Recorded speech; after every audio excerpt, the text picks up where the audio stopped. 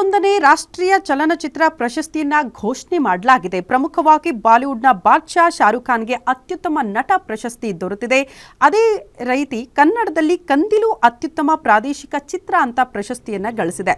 ಶಾರುಖ್ ಖಾನ್ ವಿಕ್ರಾಂತ್ ಮ್ಯಾಸಿಗೆ ಅತ್ಯುತ್ತಮ ನಟ ಪ್ರಶಸ್ತಿ, ರಾಣಿ ಮುಖರ್ಜಿಗೆ ಅತ್ಯುತ್ತಮ ನಟಿ ಪ್ರಶಸ್ತಿ ಕೂಡ ಲಭಿಸಿದೆ. ವಿಕ್ರಾಂತ್ ಮ್ಯಾಸಿ ಅಭಿನಯದ ವಿಧು ವಿನೋದ್ ಚೋಪ್ರಾ ನಿರ್ದೇಶನದ 12th ಫೇಲ್ ಚಿತ್ರ ಅತ್ಯುತ್ತಮ ಚಲನಚಿತ್ರ ಪ್ರಶಸ್ತಿಯನ್ನ ತನ್ನದಾಗಿಸಿಕೊಂಡಿದೆ. 2023ನೇ ವರ್ಷದ 71ನೇ ರಾಷ್ಟ್ರೀಯ ಚಲನಚಿತ್ರ ಪ್ರಶಸ್ತಿಯನ್ನ ದೆಹಲಿಯ ರಾಷ್ಟ್ರೀಯ ಮಾಧ್ಯಮ ಕೇಂದ್ರದಲ್ಲಿ ಘೋಷಣೆ ಮಾಡಲಾಗಿದೆ. ಅಲ್ಲಿಗೆ 71ನೇ ರಾಷ್ಟ್ರೀಯ ಚಲನಚಿತ್ರ ಪ್ರಶಸ್ತಿಯನ್ನ ಘೋಷಣೆ ಮಾಡಲಾಗಿದ್ದು, ಅದರಲ್ಲಿ ಕನ್ನಡದಲ್ಲಿ ಕಂದಿಲು ಅತ್ಯುತ್ತಮ ಪ್ರಾದೇಶಿಕ ಚಿತ್ರ ಅಂತ ಪ್ರಶಸ್ತಿ ಗಳಿಸಿರೋದು ಕನ್ನಡಿಗರಿಗೆ ಹೆಮ್ಮೆಯ ಸಂಗತಿ. ತಿನ್ನಕ್ಕ ಅನ್ನ ಸಿಗಕ್ಕಿಲ್ಲ, ಮುಂದೊಂದಿನ ಮಣ್ಣು ತಿನ್ಬೇಕಾಗ್ತದೆ. ಮಣ್ಣು